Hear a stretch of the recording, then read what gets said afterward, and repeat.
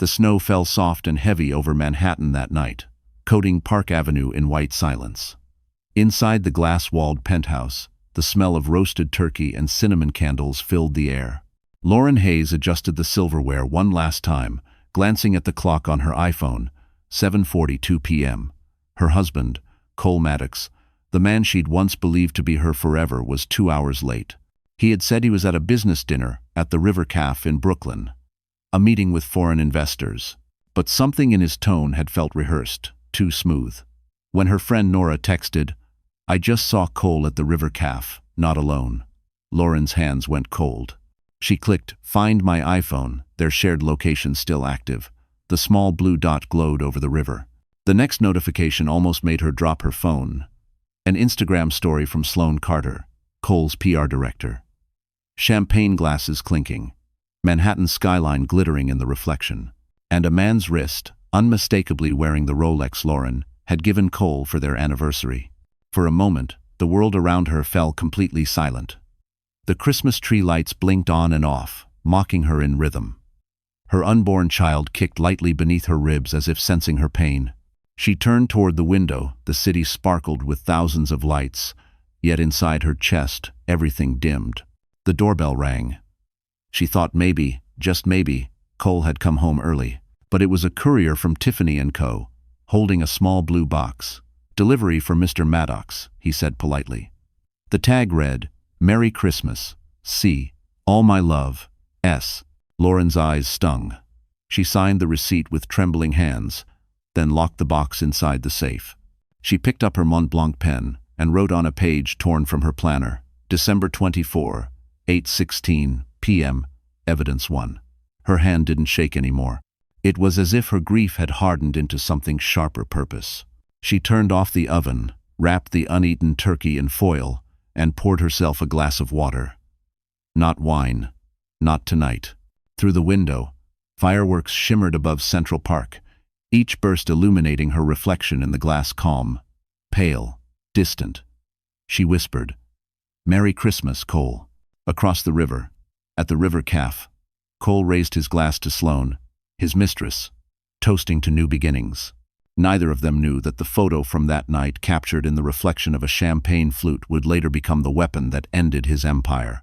As the clock struck midnight, Lauren placed her phone face down, the screen glowing with another message from Nora. "You don't deserve this. Come stay with me." But Lauren didn't reply. She simply whispered to herself, "No. I'm not leaving. He will." Outside, the snow fell heavier, burying the city in white silence. Inside that silence, something inside Lauren Hayes quietly snapped, and something else was born. Morning crept through the curtains, pale and cold. The Christmas lights Lauren had left on overnight blinked faintly against the gray Manhattan dawn. The once perfect penthouse kitchen was a battlefield of untouched dishes and melted candles. Lauren stood by the counter in silence, clutching her coffee mug like it was the last warm thing left in her life. The sound of the front door unlocking sliced through the stillness. Cole walked in, wearing his tailored navy coat, smelling faintly of Sloane's sharp floral perfume, the kind that clung to expensive hotel sheets. He smiled like nothing had happened. "Morning, babe. Sorry I'm late." Dinner ran long. Lauren didn't move. "Dinner with who?" He hesitated for just a second. "Investors. From Dubai." "You wouldn't know them." Her gaze flicked toward his wrist. The Rolex was gone. She said nothing, just handed him a cup of black coffee. He frowned. "Where's the cream?" "We ran out." Her tone was flat, polite, mechanical. Cole drank it anyway, too busy checking his iPad for market updates. On the screen, the Bloomberg ticker scrolled red. His firm's stock was dipping. He muttered something about short sellers and PR damage. Lauren watched, thinking how effortlessly he could talk about losses worth millions while ignoring the wreckage in front of him. When he left for his shower, she unlocked his MacBook Pro and started scanning his emails. She wasn't looking for proof of the affair, she already had that. What she needed now was leverage. Her fingers trembled as she found a folder named PR Strategy, January Launch. Inside were documents detailing fake charitable donations made in her name to shield corporate funds. Her name, her social security number. A chill ran down her spine. If those numbers went public, She wouldn't just be a betrayed wife, she'd be an accomplice to fraud. She printed the files quietly and hid them in her coat pocket. Her breath came shallow. Every click of the printer felt like thunder. When Cole came out of the bathroom, steam following him, she forced a smile. "You have meetings today?" He nodded, fastening his cufflinks. "Yeah. Big week ahead. I'm going to visit Aunt Evelyn later," she said softly, almost testing him. He frowned. "Evelyn Pierce. She's toxic, Lauren. Don't go digging into old money drama." Old money drama. That was how he described her only family. Her late mother's sister. The one who'd built a quiet financial empire on Park Avenue. The same woman Lauren hadn't spoken to in 3 years, ever since Cole told her Evelyn was controlling and jealous. Now, it all made sense. Cole didn't want her near Evelyn because Evelyn knew things. About the trust. About the money Lauren had walked away from to marry him.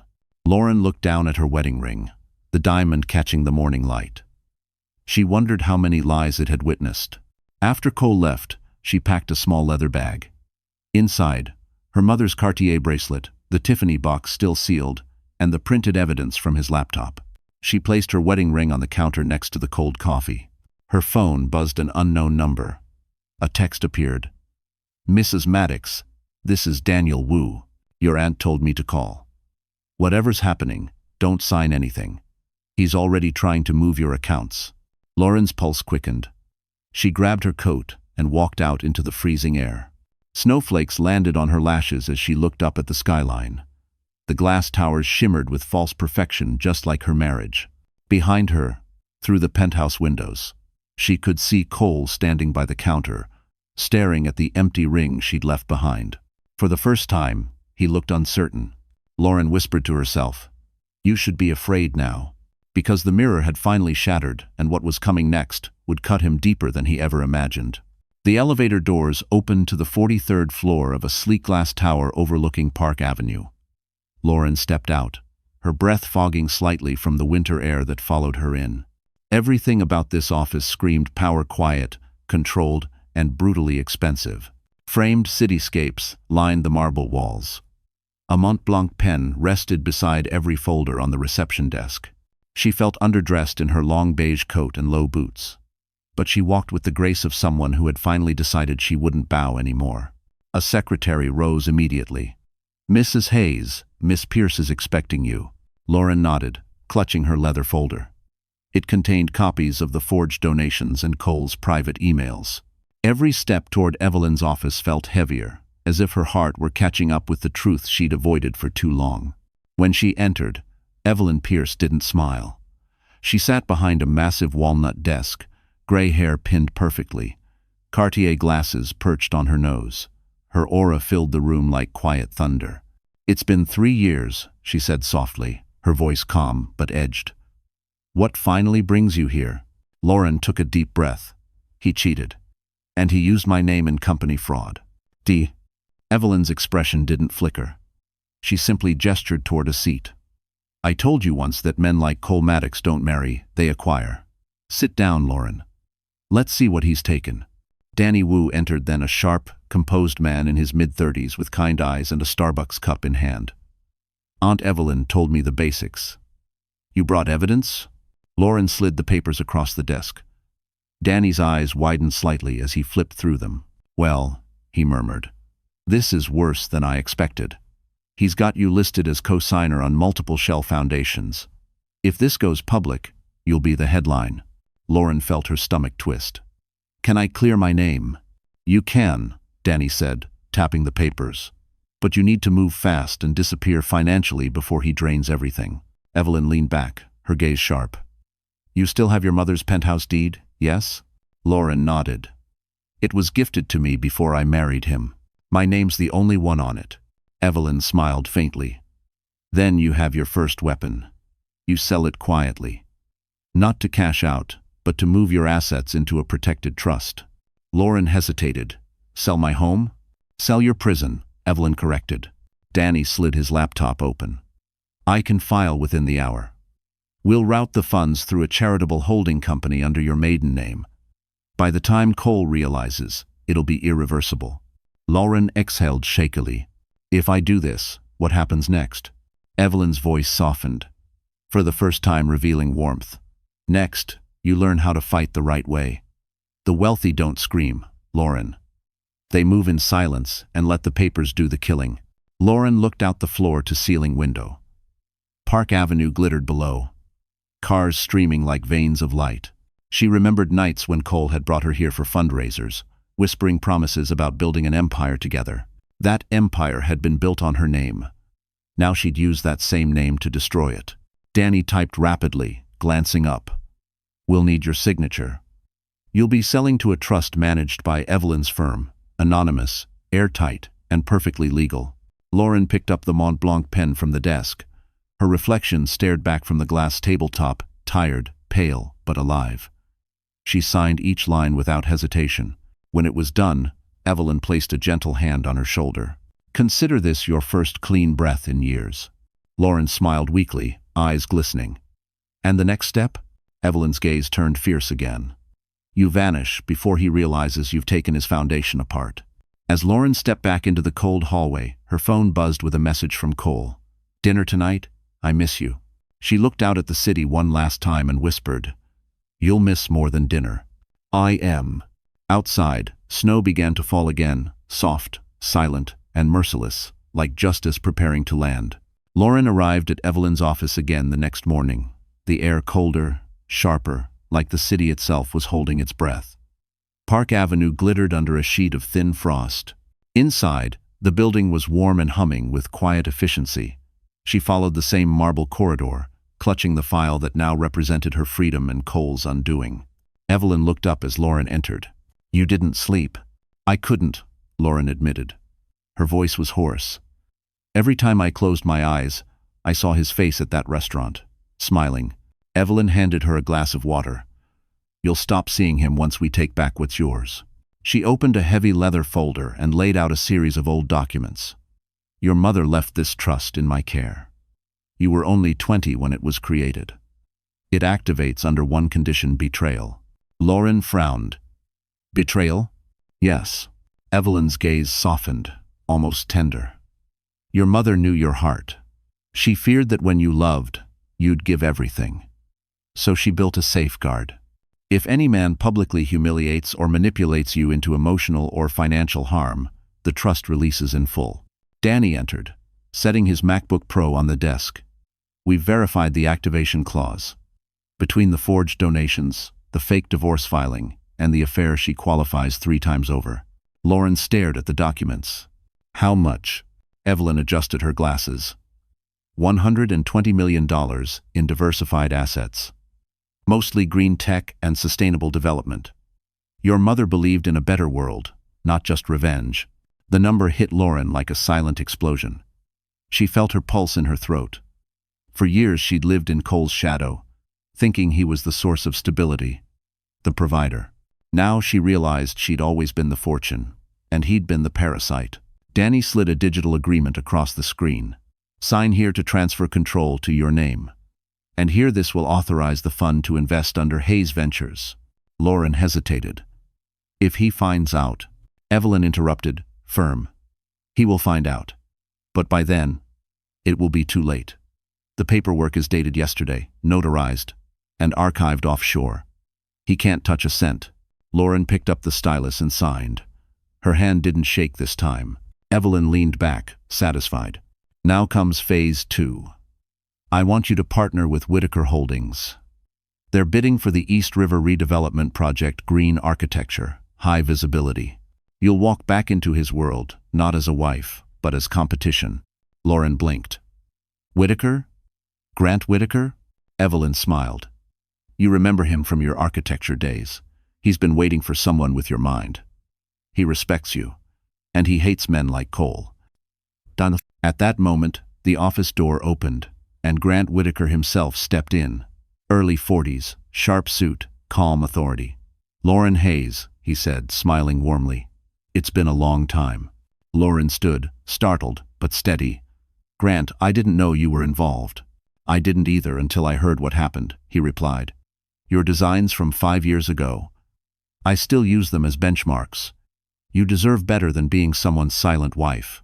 Evelyn looked between them, eyes gleaming. Then it settled. Hayes Ventures will fund 30% of the redevelopment. Grant extended his hand. Welcome back, Lauren. She shook it firmly.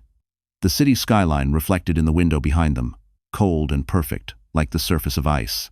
When the meeting ended, Lauren stepped into the corridor, feeling something she hadn't in months control.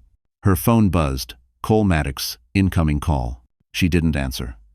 She simply whispered to herself, "You built your world on my name. Now, I'll build mine on your ruins." Outside, the wind howled down Park Avenue, cold, righteous, unstoppable. The next week unfolded with an eerie quietness, the kind that comes before a storm. Manhattan was still draped in post-Christmas lights, but the streets had returned to their usual rhythm, cold, fast, indifferent. From the outside, Lauren's penthouse still looked the same, perfect, polished, expensive. Inside, however, every object felt foreign now, like props from someone else's life.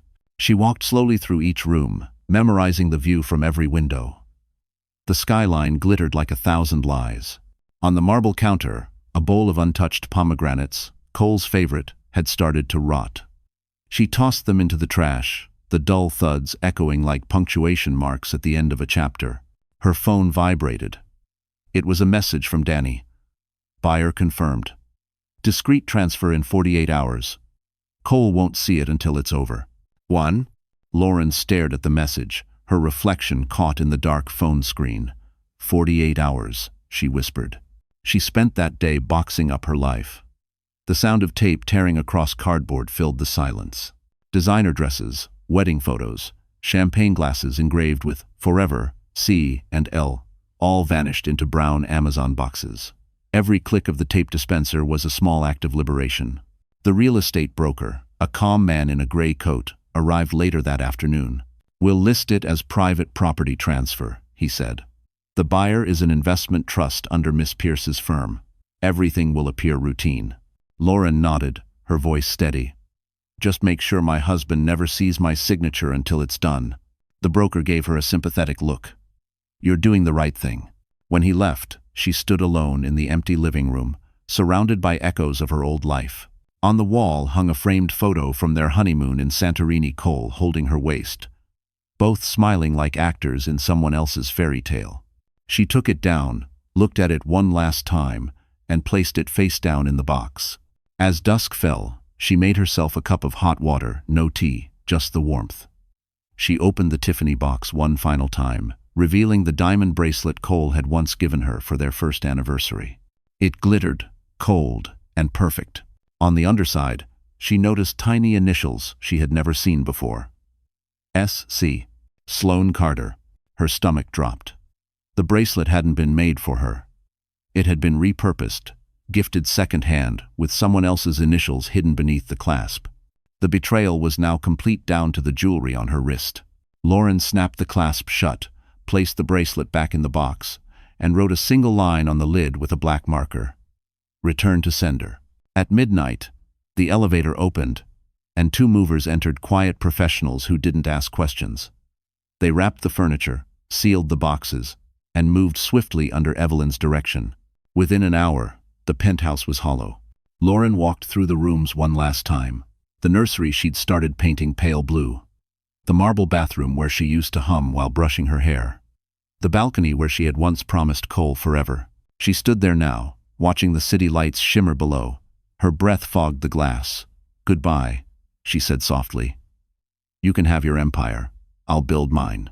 When she closed the front door, she didn't look back. The soft thud of the latch felt final. Downstairs, a sleek black town car waited. Evelyn was in the back seat, window lowered slightly.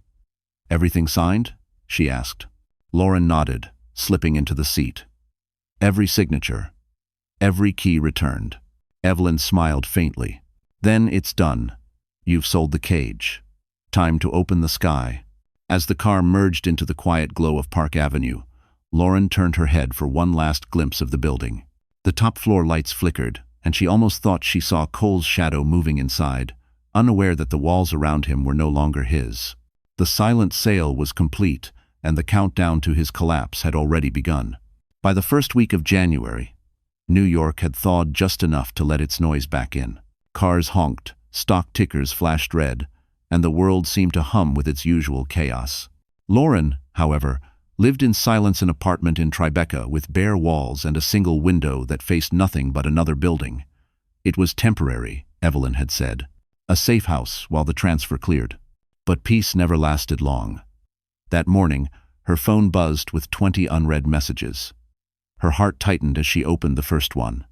It was a news alert. CEO Cole Maddox seen at the Plaza Hotel with rumored fiancée Sloane Cartering spotted. The photo showed Cole's hand resting on Sloane's lower back, a diamond glittering on her finger. Lauren's stomach turned. The caption beneath read, "The city's golden couple?" Sources say Maddox's divorce was finalized quietly last week. Divorce? Quietly finalized? She hadn't signed anything. Her phone rang. It was Danny. "Don't panic," he said quickly. "Cole filed in Nevada, forged your digital signature. We caught it before it processed, but he's trying to bury the story." Lauren gripped the phone. "So the world thinks I'm gone, and he gets to start over?" "For now," Danny replied. "But it's illegal. We're freezing the case. And Evelyn's team is already moving your assets offshore. He's about to realize he's broke." Lauren hung up and sank onto the couch. Her hands trembled not from fear, but fury. For so long she'd let Cole narrate her life. Now she would rewrite the ending. Across the city, at the Plaza's Champagne Lounge, Cole and Sloane posed for cameras. Her laughter was loud, rehearsed. "It's a new beginning," she told reporters. Cole added, "I wish my ex nothing but peace." Peace. The hypocrisy made Lauren's jaw clench. Her phone buzzed again. Nora, the nurse, checking on her. "Don't read the comments, honey. People are cruel. Remember your blood pressure." "Bye." Lauren typed back, "I'm fine. I'm not broken, Nora. Just waiting." That night, Evelyn called from her office. "The story helps us," she said. "He's publicly admitted you exist. Every photo, every quote, it's all proof of emotional cruelty. Judges love paper trails." Lauren stared at the flickering light outside her window. "He's celebrating my erasure." Evelyn's voice softened. "Then we'll make sure he remembers your name the next time he signs anything." 2 days later, the fallout began. The same tabloids that crowned Sloane as the next Mrs. Maddox discovered inconsistencies in Cole's filings. A journalist from the Wall Street Journal reached out to Evelyn's office for comment. Evelyn said only one line. "Mrs. Lauren Hayes Maddox has not filed for divorce." The article hit by morning. Investors panicked. Madison Ridge Capital's stock dipped another 8%. In less than 12 hours, Cole's perfect image cracked. He called Lauren for the first time in weeks. "You did this," he hissed through the phone. "I didn't have to," she said calmly. "You did." He cursed, but she hung up before he could finish. Meanwhile, Sloane was fuming. Her PR campaign was collapsing. She'd booked an exclusive cover shoot at Harper's, now canceled because Mrs. Maddox still legally existed. She stormed out of the plaza, paparazzi trailing her, flashing lights, exploding like gunfire. By evening, Evelyn sent Lauren a text. Cole's accounts frozen. Temporary injunction approved. Lauren stared at the message. She should have felt triumphant. But instead, she just felt tired. She looked down at her belly, resting her hand gently over the small curve. "We're almost safe," she whispered. Outside, snow began to fall again, slow and deliberate, coating the world in silence once more. And somewhere across the city, inside a luxury suite, Cole Maddox finally realized the truth. His empire wasn't being destroyed by enemies, but by the woman he thought he'd erased. Because nothing haunts a man like the silence of the woman he betrayed. The following Monday, Lauren sat in the small kitchen of her Tribeca apartment, a cup of decaf coffee growing cold in her hands. The headlines had shifted from praise to scandal in less than a week. Madison Ridge, CEO, under fire for financial irregularities. Maddox's mistress faces PR backlash after fake divorce allegations. The wolves had begun to circle, and Lauren hadn't said a single word. But silence, Evelyn had taught her, was the sharpest weapon of all. Her phone rang.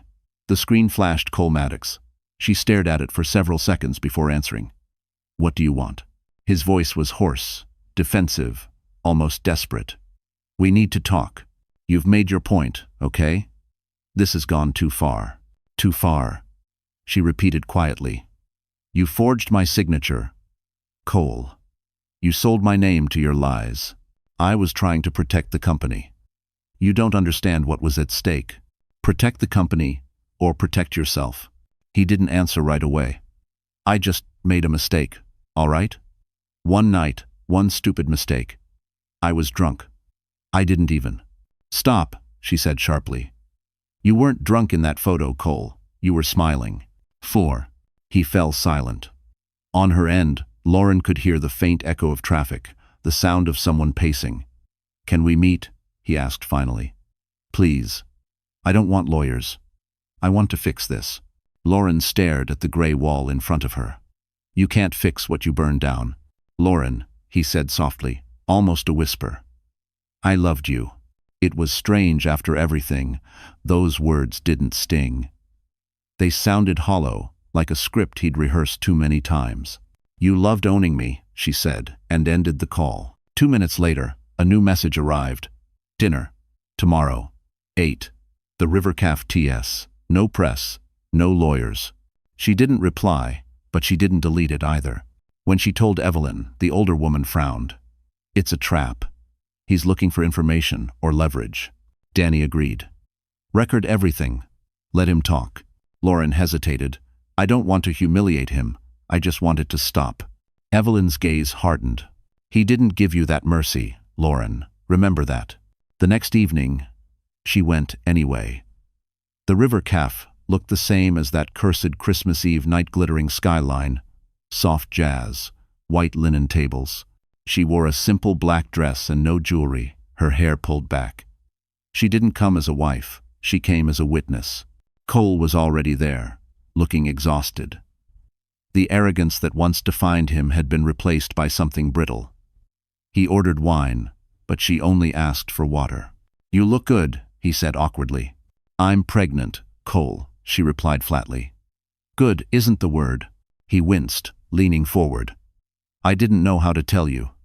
I panicked. Sloane, she's not who you think she is. She used me. Lauren almost laughed. So now you're the victim? He sighed, rubbing his temples. Fine. I screwed up. But you selling the penthouse? Freezing my accounts? That's insane. You're ruining us. There is no us, she said quietly. He looked up then, eyes bloodshot. Do you hate me that much? No, she said softly. I don't hate you. I see you. Cole blinked, confused. See me? Yes, she said. For what you really are. And that's worse than hate. He sat back, swallowing hard. You're going to regret this, Lauren. Maybe, she said, standing up.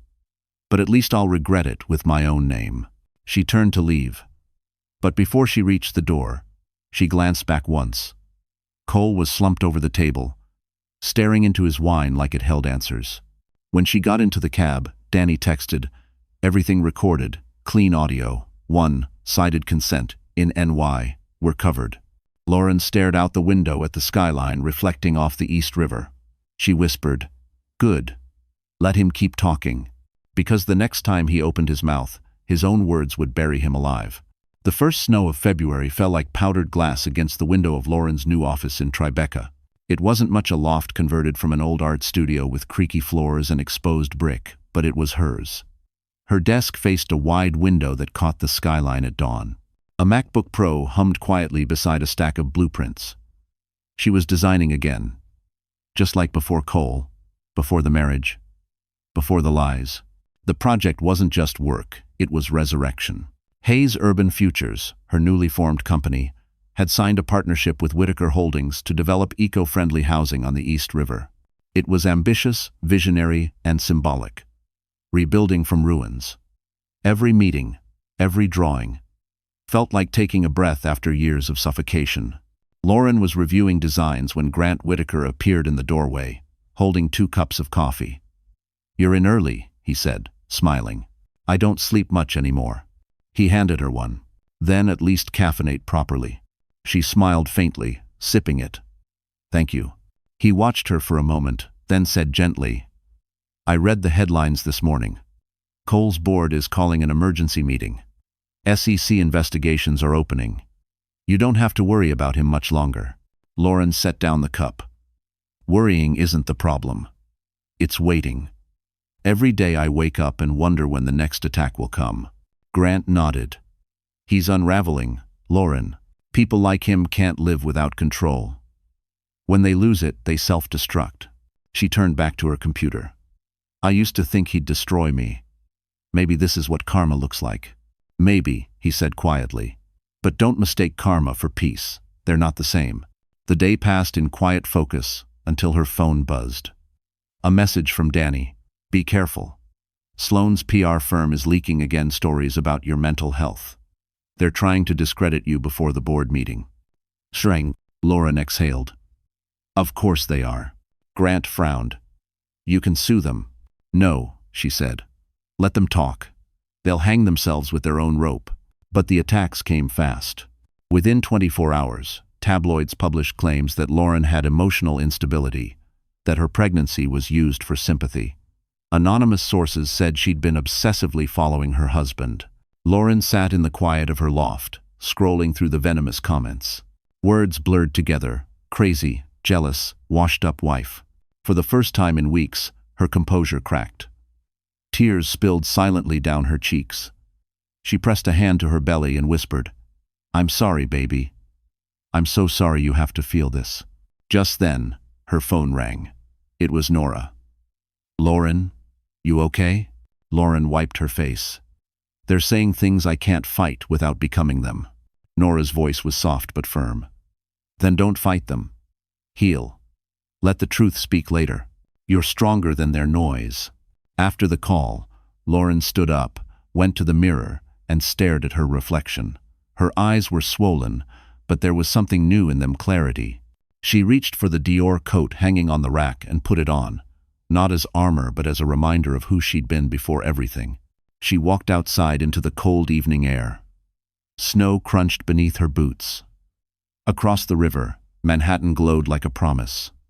She whispered to herself, no more hiding. Daddy.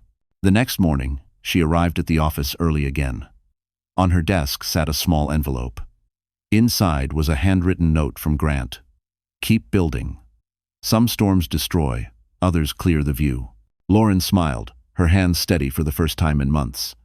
She opened her laptop, typed a new file name, Project Phoenix. Poor. Across town, Cole Maddox sat in a boardroom, surrounded by nervous executives, unaware that his wife, his supposed victim, was already rising quietly in the very city he thought he owned. Because rebirth doesn't need applause. It just needs silence and a plan. By mid-February, Manhattan had thawed just enough to reveal its dirt again: streets slushed gray, windows fogged with exhaustion, and headlines splattered with scandal. Madison Ridge Capital was under review. Cole Maddox had vanished from public view for a week, and the tabloids were beginning to whisper words like fraud, embezzlement, and SEC inquiry. Lauren sat in her Tribeca office, her laptop open, documents glowing across the screen. Danny's voice came through her AirPods, low and steady. I've been digging into the company's internal filings. You were right, Lauren. There's a fund called Ridge PR, supposedly for philanthropy, but it's just a shell. Money's been moving through it into private accounts. Guess whose name is on the filings? Lauren's stomach tightened. Mine. Yours. Danny confirmed. Cole used your social security number to make it look like you were co-signing those payments. Half the donations went to a fake foundation run by O.N. Sloan, Lauren whispered. Danny nodded. Bingo. She's been moving cash into a Cayman account under an alias. Scarlet Holdings. We can prove she and Cole both benefited. Lauren leaned back in her chair, the city light reflecting off her MacBook screen. If this goes public, he'll lose everything. Danny hesitated. It'll drag you in too, unless we plan this carefully.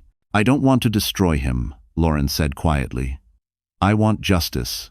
For me. For the truth. Danny sighed. Justice and destruction often look the same, Lauren. Just promise me one thing: don't confront him yourself. I won't, she said. But she already knew she would. That evening, Evelyn invited her to dinner at her Park Avenue apartment. The skyline glowed gold through the floor-to-ceiling windows, a view that had once made Lauren feel small but now only made her determined. Evelyn poured a glass of sparkling water. Danny told me about the shell accounts. We have enough to bring the board down on him like a hammer. Lauren nodded slowly. If we leak it, the company collapses. Thousands of jobs. Evelyn studied her. You still have empathy. That's good. But don't confuse empathy with mercy. Mercy is earned. Lauren's phone buzzed. A message from an unknown number. Meet me. 10 p.m. Our place. One chance to end this before it gets worse. Cole. Evelyn saw the look in her eyes. You're not going, are you? I have to hear what he says, Lauren murmured. Evelyn shook her head. If you do, record it. Whatever happens, protect yourself. At 10 p.m., Lauren stood outside the penthouse she no longer owned. Snow drifted through the light like falling ash. Cole opened the door, unshaven, eyes bloodshot. You came, he said, almost relieved. I came to listen, she said. He poured whiskey into 2 glasses. You don't understand what's happening. Sloane, she's gone rogue. She's threatening to leak documents. If this gets out, I go to prison. Lauren didn't flinch. Then tell the truth. He laughed bitterly. Truth doesn't save people like me. It kills us. Then die honest, she said. He slammed the glass down. You think you're better than me? You've been living off my money for years. Her eyes flashed. Your money was my inheritance, Cole. You just spent it for me. He stared at her, realization dawning like dawn through smoke. Your aunt, the sale. You set me up. No, she said softly. You set yourself up. I just stopped protecting you. He took a shaky breath. If I fall, you fall too. Every document has your name. Lauren's voice didn't tremble. Not anymore. The real files show who moved the money. You signed them, Cole. With Sloane. His face drained of color. How? Because I finally learned from the best, she said, turning to leave. He didn't follow. He just stood there, watching the door close on everything he'd ever owned. By the time Lauren reached the elevator, her phone buzzed. Danny's message read, We've got it all, transfers, emails, signatures. SEC will have it by morning. Lauren looked at her reflection in the elevator's mirrored walls, no longer the fragile woman who'd once believed in forever. She smiled faintly and whispered, Let's see what happens when dirty money meets clean hands. The city woke to chaos. The Wall Street Journal broke the story at dawn. CEO Cole Maddox under federal investigation for fraudulent foundations. Within hours, his company's stock plummeted 14%. Reporters camped outside Madison Ridge Capital's glass tower on Park Avenue. The same door that once opened for senators and investors now slammed shut against flashing cameras and angry shareholders. Lauren watched it all unfold on her iPad as she sat in her Tribeca loft, her unborn child turning gently beneath her ribs. The world was watching him crumble, and for once, she didn't feel guilt. Only calm. Her phone rang. Danny's voice came quick and sharp. It's working. The SEC's moving faster than expected. His accounts are frozen. But brace yourself, his PR team is spinning this hard. They're painting you as the bitter wife who leaked the files. Lauren exhaled slowly. Let them. They need someone to blame. They might do more than blame, Danny warned. Sloane's going live tonight on Glamour Talk TV. She's calling it her truth hour. We don't know what she'll say. Lauren looked out the window.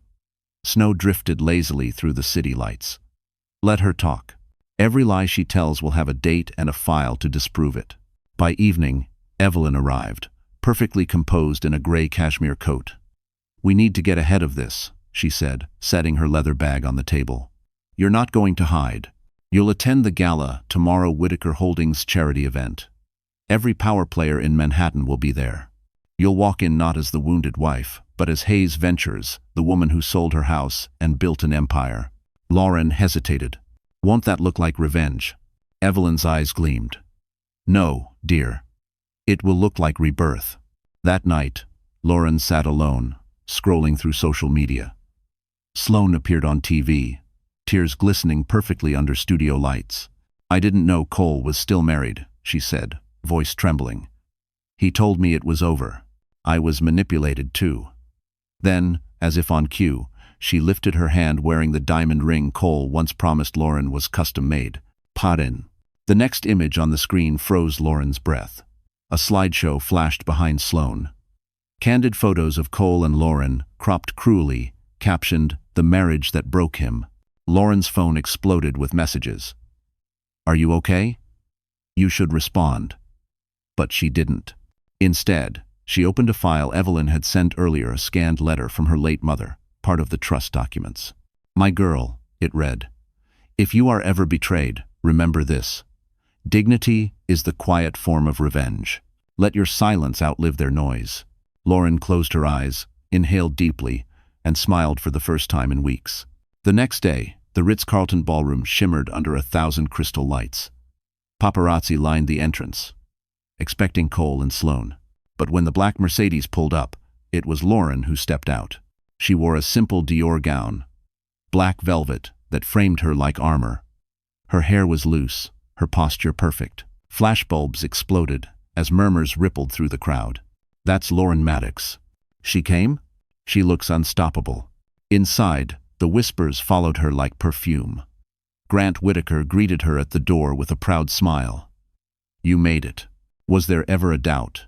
She replied softly. Halfway through the evening, Cole arrived. Disheveled, eyes hollow, tie loose. His appearance drew a sharp wave of gasps. The golden couple was broken, their roles reversed under the chandeliers. Lauren didn't approach him, didn't speak, didn't even look in his direction. She didn't have to. Cameras caught it all, the woman he'd humiliated standing tall while he floundered in shame.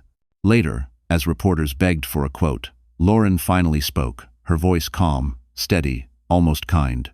"I have nothing to say about my past," she said. "But I have everything to build for my future." Bye. And as the flashes lit up the room, Cole's reflection flickered in the mirrored wall, shattered, shrinking, and forever haunted by the woman who no longer needed his name. The morning after the gala, headlines painted the city gold with Lauren's name. Lauren Hayes Maddox stuns at Ritz-Carlton Gala. From betrayal to billionaire, the comeback of the year. Every article praised her composure, her silence, her poise. They didn't know the storm still brewing underneath. By noon, the door to her Tribeca loft buzzed. Danny was there, coat dusted with snow, his expression grave. "You might want to sit down," he said, setting his briefcase on the table. Lauren frowned.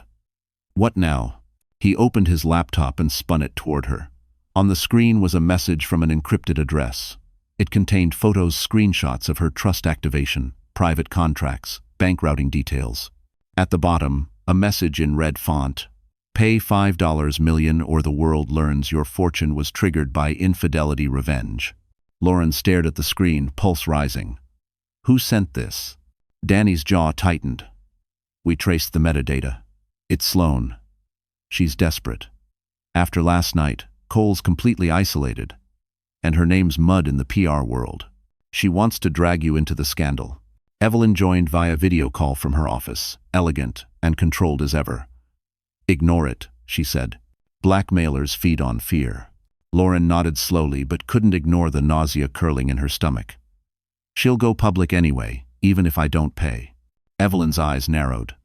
"Then we'll make sure when she does, no one believes her."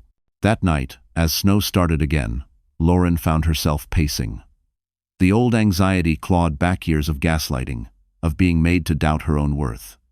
She finally stopped, hands pressed to her stomach. "I promised peace," she whispered to her unborn child. "Not war." But peace was expensive, and lies were cheap.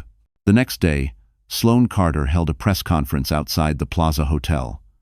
Cameras flashed as she stepped forward, wrapped in a red coat, crocodile tears glistening. "I'm here to speak the truth," she began. Lauren Hayes activated a trust by falsely claiming infidelity. She's exploiting legal loopholes to fund her revenge. Lauren watched the broadcast from her office, jaw tightening. Grant Whitaker, seated across from her, shook his head. "She's hanging herself.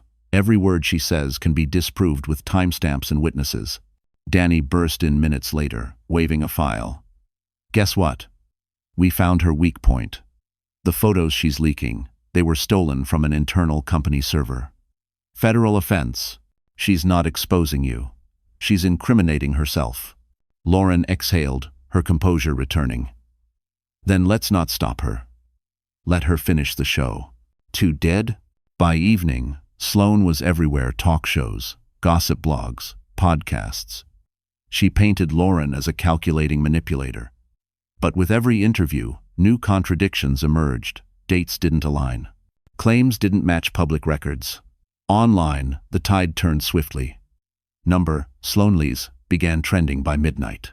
Evelyn called with a tone that sounded almost amused. You see, dear, letting fools speak long enough is the most elegant form of justice. Cole, however, wasn't laughing. He called Lauren past midnight, voice trembling with rage. You think you've won? You think they won't turn on you next? You made me a villain. You made yourself one, she replied calmly. He lowered his voice. You think that baby will save you. You're not the only one with secrets. For the first time, a flicker of real fear crossed her face. What are you talking about? But he hung up. The next morning, a manila envelope arrived at her office with no return address. Inside were medical forms from Lenox Hill Hospital falsified, claiming Lauren's pregnancy was a lie. A note on top read, "The truth always surfaces." Lauren sank into her chair, fury mixing with disbelief. Cole had crossed a new line, attacking her motherhood, her integrity, her very body. She clenched her fists, whispering, "You wanted a war. Now you'll have one." And for the first time, the fire in her eyes wasn't pain, it was purpose. 3 days after Sloane's disastrous press tour, Manhattan buzzed with rumors. Investors whispered, board members panicked, and every business channel replayed Cole Maddox's red-eyed denials on loop.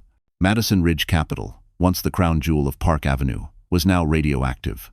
Lauren sat in her office at Hayes Ventures, watching it all unfold on her MacBook. She should have felt vindicated, but she didn't. She felt unfinished. Cole's last call haunted her: the threat, the lies, the forged hospital forms. It wasn't just cruelty anymore. It was war. Danny entered, holding a legal folder. "You're going to want to see this." Lauren looked up. "What is it now?" He dropped the folder on her desk.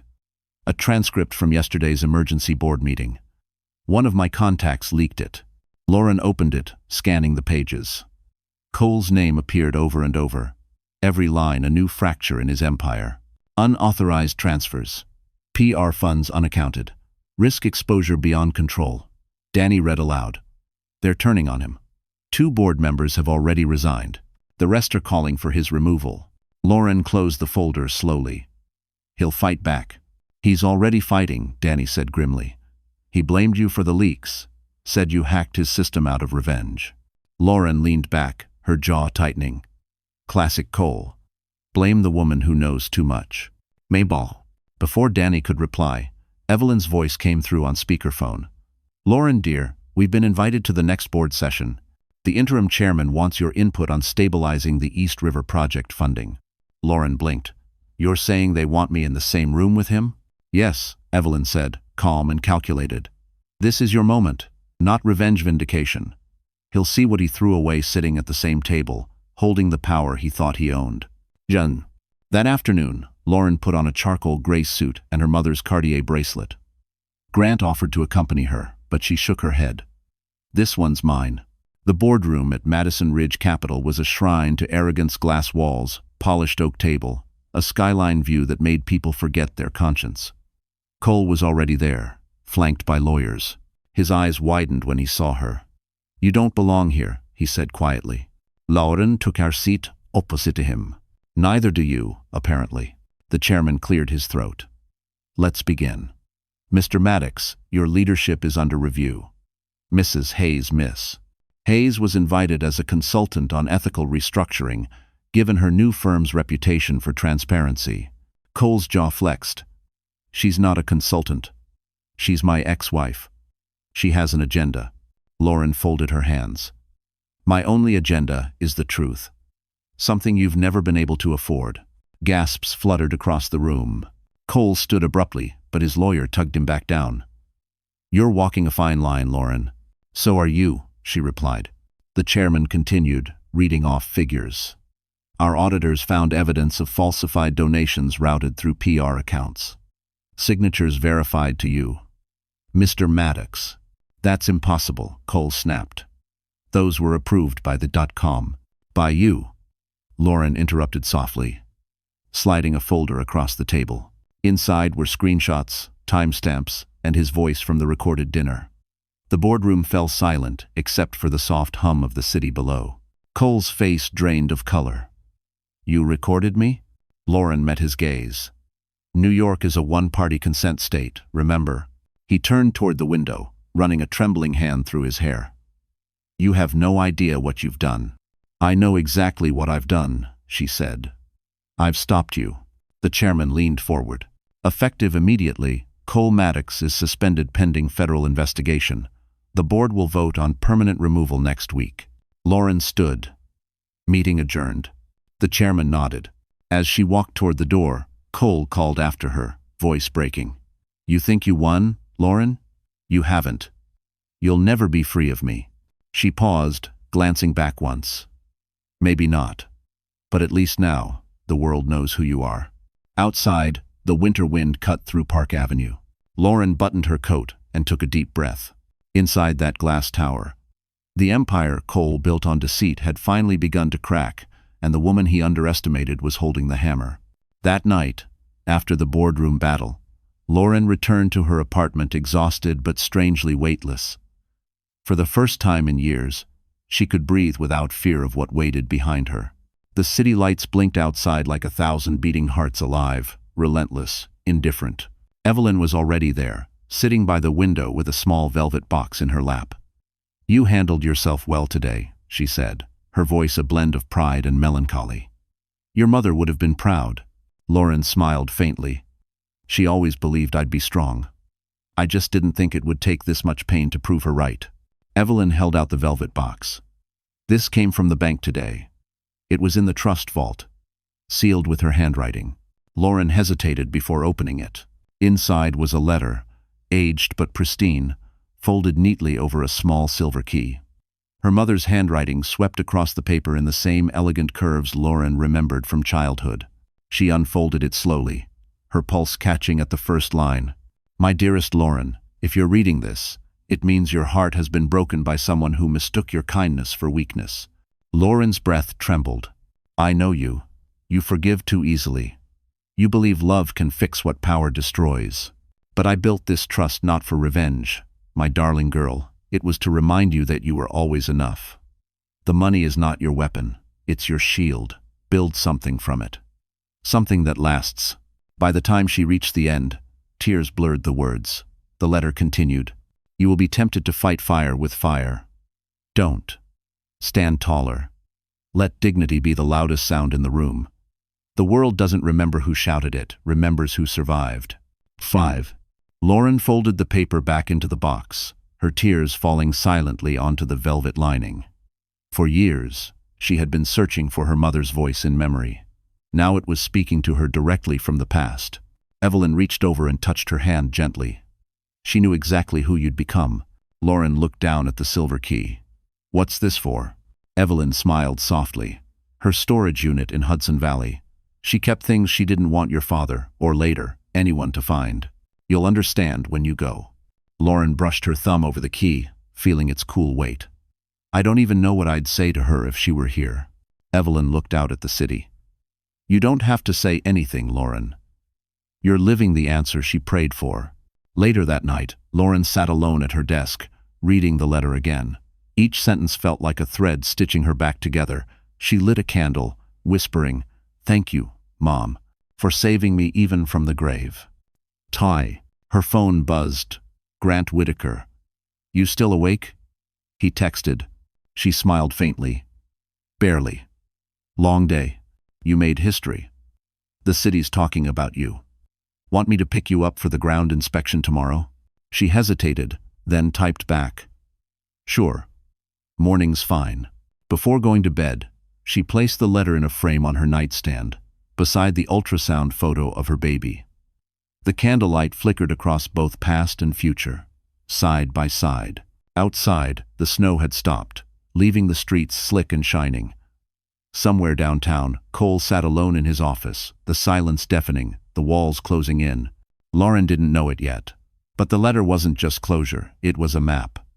The key would lead her to one final truth her mother had hidden, a truth that would change the game entirely.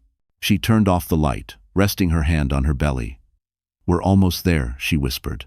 And for the first time, she dreamed not of revenge or fear, but of tomorrow. The morning after Lauren read her mother's letter, Manhattan felt unnaturally bright, the kind of winter sunlight that reveals everything you'd rather stay hidden.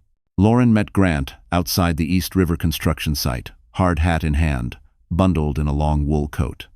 The wind cut sharp, but she didn't feel it. She was alive again, focused, steady, unstoppable. Grant smiled as she approached. "You're early." "Pa."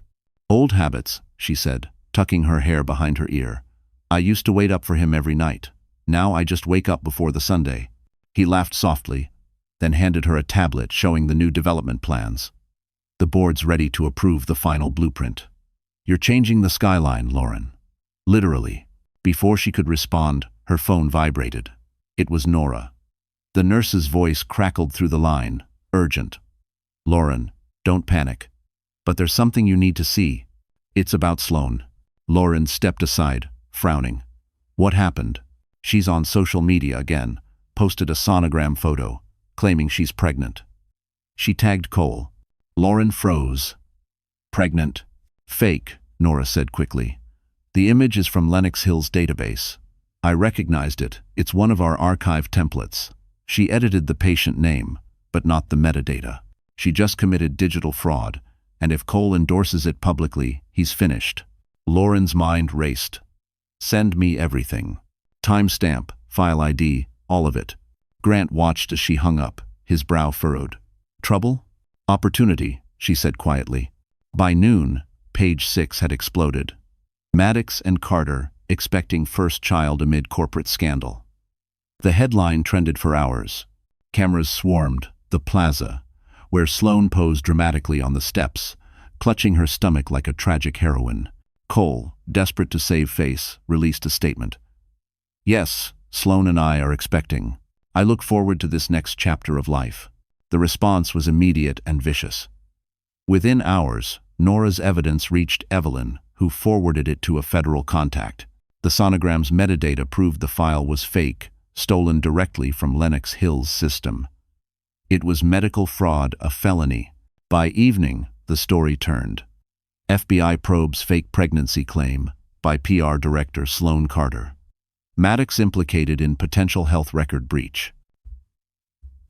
Lauren sat in her office, watching the chaos unfold live on TV. Grant leaned against her desk, arms crossed, a slow grin spreading across his face. He did this to himself. "I just let gravity do the rest," she murmured. Then her phone buzzed, a private number. She hesitated, then answered. Cole's voice was strained, half anger, half fear. "You think this is funny? They're raiding my office, Lauren. I'm being accused of hacking hospital records." "How?" "Maybe you should have been more careful who you trusted," she said coolly. "This isn't me. She did it. Sloan's insane. She set me up." Lauren's voice stayed calm.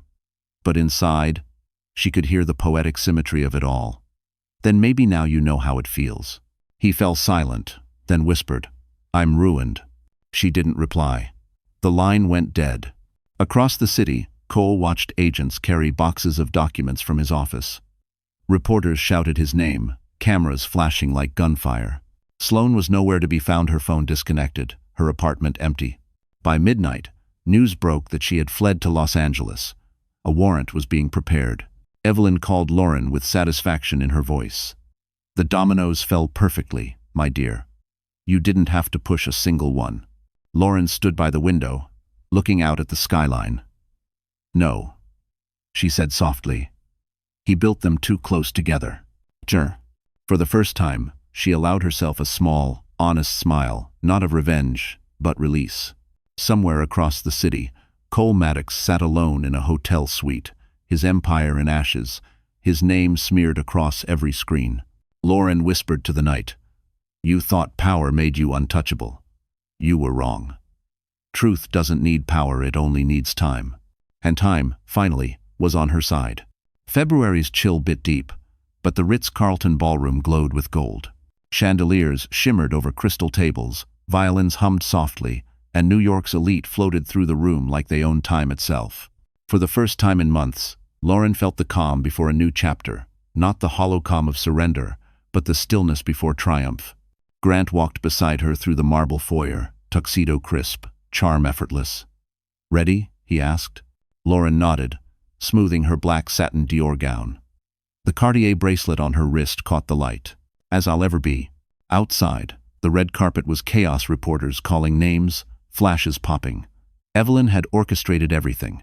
No interviews, no comments, just presence. "A queen never explains herself," she'd said. Lauren stepped from the car. The crowd stilled for a heartbeat, then gasped. Cameras turned in a wave of light. She walked slowly, deliberate, her hand resting lightly on her stomach. In that moment, the narrative shifted from scandal to strength, from gossip to power.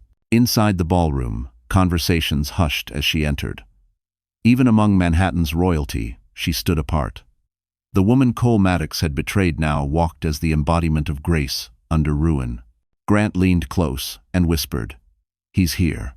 Across the room, Cole stood by the bar. Disheveled but still clinging to his tailored arrogance, he looked smaller than she remembered. His eyes flicked toward her.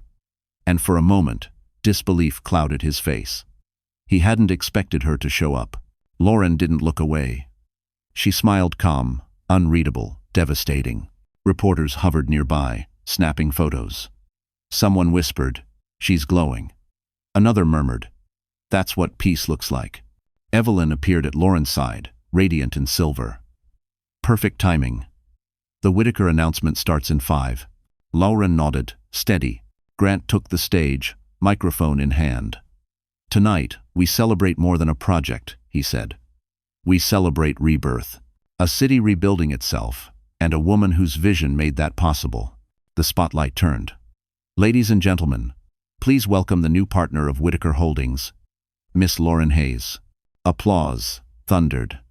Cameras flashed like lightning. Cole froze mid-drink, his glass trembling. Lauren walked to the stage, each step deliberate. She reached the podium, looked out over the glittering crowd, and spoke softly, but her voice carried. "Rebuilding isn't about revenge," she said. "It's about remembering who you were before someone tried to rewrite you. We've all been broken, betrayed, or underestimated. But we're not defined by what destroyed us. We're defined by what we build afterward." For a moment, the room was silent. Then applause rose again, genuine and thunderous. Cole set his glass down too hard. The stem cracked, spilling whiskey onto the tablecloth. People turned. The humiliation spread like ripples on water. Lauren stepped down from the stage, composed. Grant met her halfway, his smile warm but restrained. "You just burned him alive without touching a match," he whispered. She smiled faintly. "Fire's overrated. I prefer light." As the night unfolded, Cole tried to approach her. Security, briefed by Evelyn, intercepted him before he could get close. "Miss Hayes isn't taking visitors tonight," they said firmly. He watched helplessly as she laughed with donors, journalists, and investors, the same crowd that once bowed to him. The empire had shifted its allegiance. Later, as the event wound down, Lauren stood on the balcony overlooking Central Park. Snowflakes drifted through the city lights, settling on her shoulders like ash. Grant joined her, holding 2 champagne flutes. "To new beginnings," he said. She touched her glass to his. "And to endings that deserve to happen." Far below, Cole stumbled out of the hotel alone, cameras flashing like fireflies around him. Lauren turned away from the window. Her reflection in the glass was no longer the fragile woman she once was. It was steel, steady, and serene. For the first time, she didn't feel like she'd survived his world. She'd outgrown it. The morning after the gala, the newspapers told the story Lauren had silently waited for. Cole Maddox ousted as CEO following federal review. Lauren Hayes, the woman who walked away and won. Her face appeared on business covers, the tagline beneath reading, "The architect of her own comeback." Yoti, but behind the polished headlines, a final confrontation still waited to unfold. At noon, Danny called. He requested a private meeting. He says it's about settlement terms. Lauren's tone didn't waver. "Where?" "His old office. He has 24 hours to vacate." Evelyn, standing nearby, raised an eyebrow. "You don't owe him a second of your time." "I know," Lauren said softly. "But I owe myself closure." Tangit. By evening, she walked through the revolving doors of Madison Ridge Capital one last time. The building felt hollow now. No bustling assistants, no polished investors, just echoes. Cole's corner office was stripped bare, the city spread out behind him like a painting he no longer owned. He turned when she entered. His face was drawn, the arrogance drained out, replaced by something darker: regret, maybe, or the ache of realizing the show was finally over. "You came," he said quietly. "5 minutes," she replied. He gestured toward the chair across from his desk. "Sit, please. I just want to talk." She didn't sit. "Say what you need to say." Cole rubbed his temples, eyes fixed on the skyline. "You won. Congratulations, you got the board, the investors, the sympathy. But I need you to know something. I never meant to hurt you." Lauren let out a hollow laugh. "That's the anthem of every man who does." "I'm serious," he said, voice cracking. "I lost everything. My career, my reputation. Sloan's gone. My accounts are frozen, and my name's poison in every room I walk into. You built that yourself." He looked at her, pleading. "Can't you at least admit we had something real?" For a moment, silence stretched between them. The city lights reflected in the window behind him, flickering across the glass like ghosts. "Yes," she said finally. "We had something real. But real doesn't always mean right." He slumped back in his chair, defeated. "So that's it? You walk away with your billions and your clean conscience while I rot?" Lauren stepped closer, calm and composed. "You'll survive. Men like you always do. But the difference is, you'll have to live with the truth." He frowned. "What truth?" "That you never broke me. You taught me to build without you." He looked away, shame and bitterness warring in his eyes. "I loved you, Lauren." "No," she said gently. "You loved control. You just called it love because it sounded prettier." She placed an envelope on the desk. "This is the settlement. I've waived all claims against your assets. Keep what's left of your dignity, Cole. I don't want your money. I just want distance." He looked up sharply. "You're not even taking damages?" "I don't need blood money," she said. "I have something better, peace." He stared at her, eyes glassy. "I don't deserve forgiveness." "You're right," she said, "but forgiveness isn't for you. It's for me." She turned toward the door. Behind her, she heard him exhale shakily, the sound of a man realizing the final chapter had been written without his permission. Before leaving, she paused by the glass wall, looking out at the skyline, the same view he once told her would belong to them forever. "Goodbye, Cole," she said softly. "You were the storm. I just learned how to build after the rain." Teinber. As the elevator doors closed behind her, Cole sank into his chair, staring at the envelope she'd left, a symbol of mercy he'd never understand. Lauren stepped out into the crisp night air, the city lights glowing gold against the black sky. The empire had fallen, but its ashes had built her crown. 2 weeks after the final meeting, winter began to loosen its grip on Manhattan. But the storm that had swallowed Cole Maddox's empire was still raging, this time in court. The courtroom on Center Street buzzed with reporters, flashes, and the constant murmur of spectators hungry for a fall. It wasn't every day that a Wall Street darling faced charges of corporate fraud, forgery, and obstruction. Lauren sat quietly at the plaintiff's table beside Danny, her hands folded neatly over her stomach. She wasn't here for revenge, she was here for truth. Across the aisle, Cole looked like a ghost of his former self. The designer suits had been traded for a simple navy one. The Rolex was gone.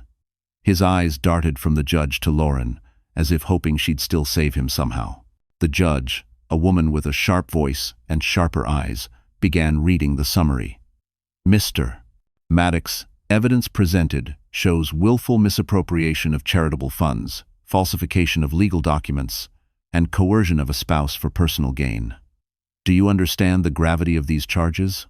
Cole's lawyer answered for him. "Yes, Your Honor." Lauren didn't move. She'd spent years listening to Cole twist words into weapons today. She wouldn't give him any reaction to feed on. The prosecution played the audio recording from the River Cafe. Cole's voice filled the courtroom, calm, arrogant, damning. You don't understand, Lauren. I did what I had to do. They'd never find out if you just kept quiet. The silence afterward was heavy. Reporters scribbled furiously. Cole's lawyer objected, claiming it was taken out of context, but the judge overruled. Next came the paper trail: bank transfers, forged filings, fake charitable donations. Danny whispered, "We've got him cornered." Lauren's eyes stayed on Cole. He wasn't angry anymore, just hollow, like a man watching his reflection disappear. When the defense called him to the stand, he tried to play the martyr. "I made mistakes," he said, voice cracking perfectly for effect. "But I was under pressure. I built a company from nothing. I never intended to hurt Lauren. I loved her." Lauren's lawyer rose. "Mr. Maddox, did you love her when you used her name to commit tax fraud? When you forged her signature? When you left her home on Christmas Eve to dine with your mistress?" Cole's face flushed. "That's not fair." "Fair?" the lawyer snapped. "Fair was never your concern. Control was." A murmur rippled through the courtroom. Cole looked toward Lauren again. But she didn't look away this time. Her gaze was steady, cold, final. By afternoon, the verdict was clear. Guilty on all primary counts. Sentencing postponed for review, but conviction confirmed. The judge's closing words echoed like a benediction. "Mr. Maddox, power without conscience always destroys itself. Consider this your education." Reporters rushed toward Lauren as she exited the courthouse. "Miss Hayes, any comment?" She paused at the top of the steps, sunlight breaking through the clouds behind her. For a moment, she thought of her mother's letter. Dignity is the quiet form of revenge. Lauren smiled faintly. "No comment," she said. Justice already spoke. Grant was waiting at the car, offering his hand to help her in. "You okay?" he asked gently. She nodded. "Better than I've ever been." As the car pulled away, she looked back through the window. Cole stood surrounded by cameras, flashes illuminating his pale face. It was strange. She didn't feel triumphant, only clean, like she had finally rinsed the last trace of him from her soul. She turned to Danny and said quietly, "You know what's ironic? He always told me I wasn't strong enough for his world. Turns out his world couldn't survive mine." Outside, Manhattan roared on, indifferent and alive. For the first time, Lauren Hayes wasn't someone's wife or victim or story. She was her own verdict, her own redemption, her own headline. A week after the verdict, Manhattan exhaled. The gossip headlines shifted to new scandals. The camera crews packed up, and for the first time in months, Lauren walked the streets without people whispering her name. Winter sunlight spilled over the city like a slow forgiveness. She took a train north, out of the glass towers and into quiet air. Her destination, the Hudson Valley storage unit Evelyn had mentioned, the one her mother's silver key opened. The ride was long, the landscape turning from steel to snow-dusted trees. She pressed her palm against her belly, feeling the tiny flutter of life within. "We're going to see Grandma," she whispered with a small smile. When she arrived, the manager handed her a clipboard. "Been waiting years for this key," he said. "Unit 47, back left." Inside, the light flickered on to reveal boxes stacked neatly, untouched by time. The air smelled faintly of cedar and memory. Lauren's fingers brushed over labels written in her mother's handwriting. Blueprints, personal letters, investments. She opened the first box and gasped softly. Inside were framed photos of her mother at construction sites, steel beams, green rooftops, city plans. Each blueprint bore a familiar name at the corner. Whitaker Holdings, Environmental Division. Her throat tightened.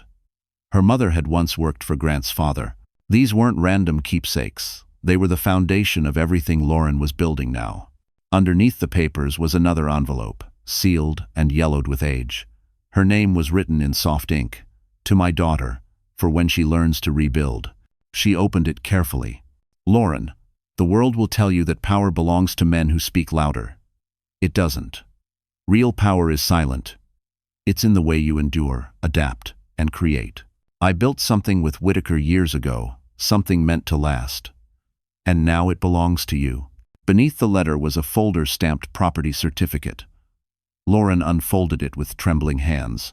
It was a deed 22% equity in Whitaker Holdings, transferred through an unlisted family trust.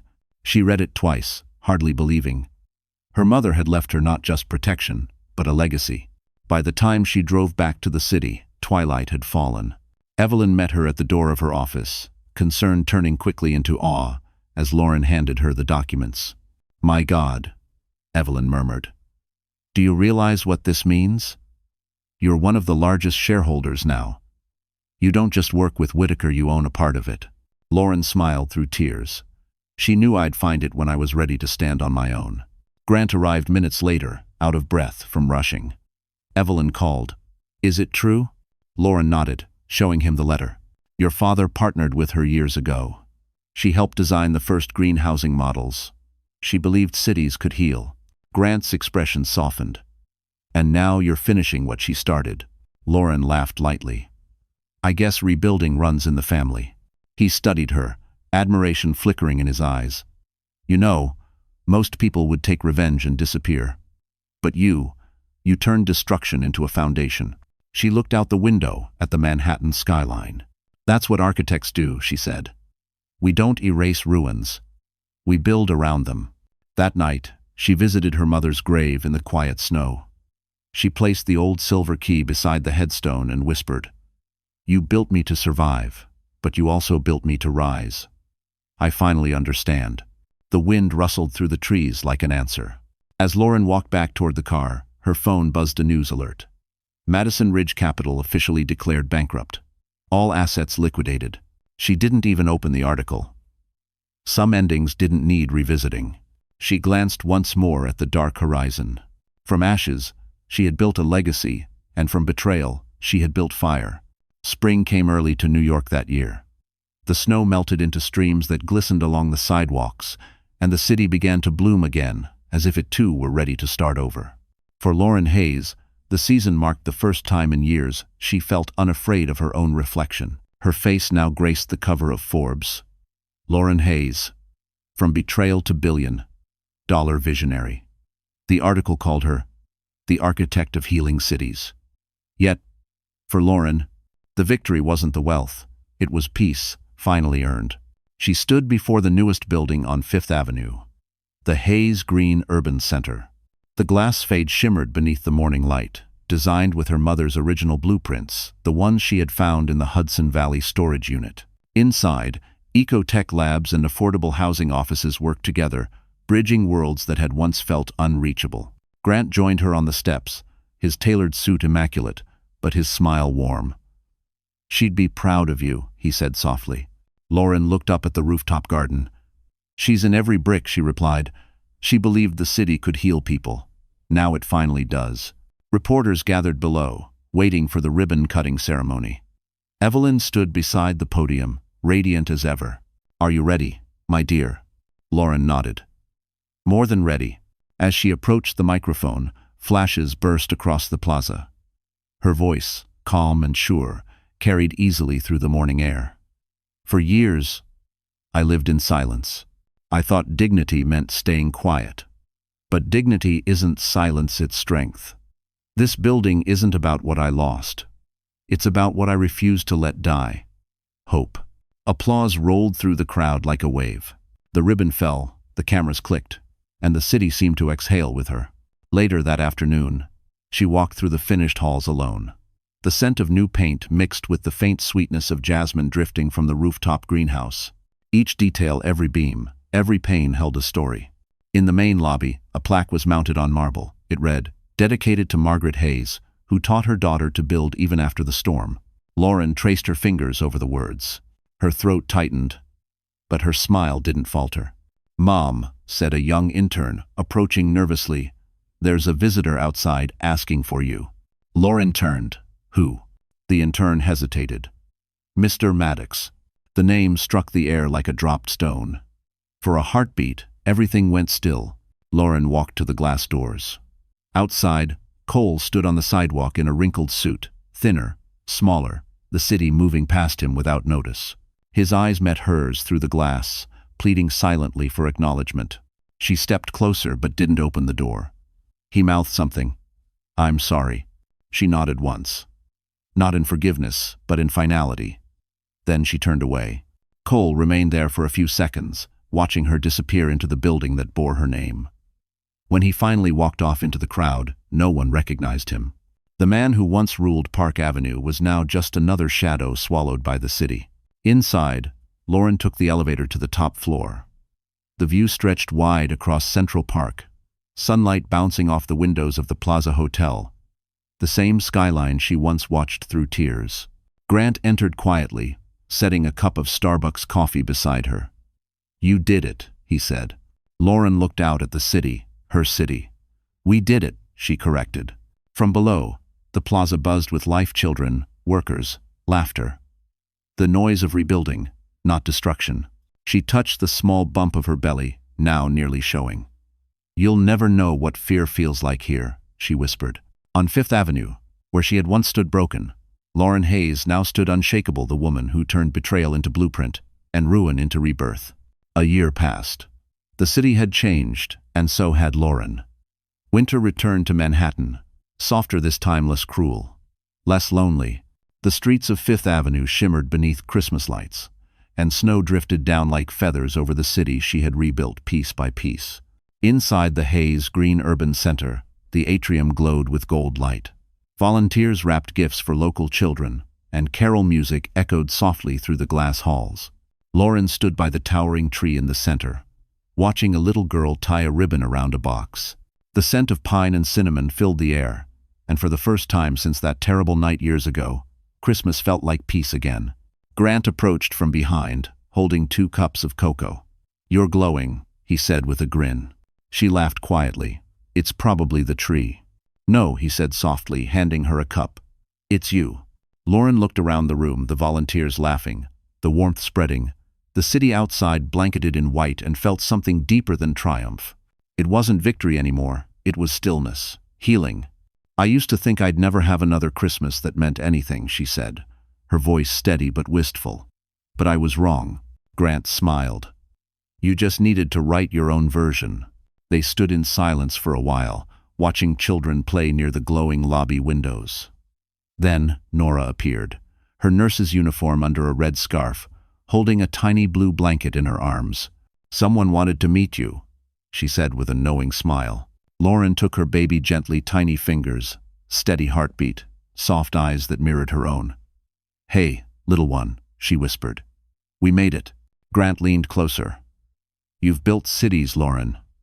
But this is your masterpiece." Tears welled in her eyes, but they weren't sad.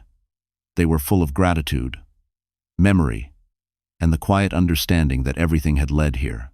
Outside, the snow fell heavier, just like that first night, the one when her world had shattered. But this time, she wasn't the woman waiting at a window. She was the woman looking forward. As she walked toward the window, holding her child, her reflection shimmered against the skyline, the woman who'd been humiliated, underestimated, and left behind. Yet now she stood taller than the towers themselves. Down on the street, reporters snapped photos through the glass, their headlines already writing themselves. Lauren Hayes celebrates 1 year of the Hayes Center. From scandal to savior. But she wasn't thinking about them. She was thinking about her mother. She whispered softly, almost to the snow outside, "We did it, Mom. Your city finally breathes again." Evelyn arrived just then, elegant as always, placing a small silver ornament into Lauren's hand. "Found this in the archives," she said. "Your mother's. She kept it every year." Lauren smiled, hanging it on the highest branch of the tree. "It's perfect." Nora stepped closer, laughing. "You know, last Christmas you sold your house. This Christmas, you own half the skyline." Lauren chuckled. "Funny how life works when you stop letting someone else write it for you." Grant took her hand. "So, what's next for the woman who has everything?" She looked out at the snow-covered city, her baby sleeping peacefully in her arms. "Not everything," she said, "but everything that matters." The clock struck midnight. Somewhere in the distance, church bells rang. The city glittered beneath the snow, alive, eternal. Lauren turned toward the camera flashes, unbothered, smiling faintly, not for fame, but for closure. Because the woman who had once been betrayed on Christmas Eve had now rewritten the ending, and this time, it ended in light.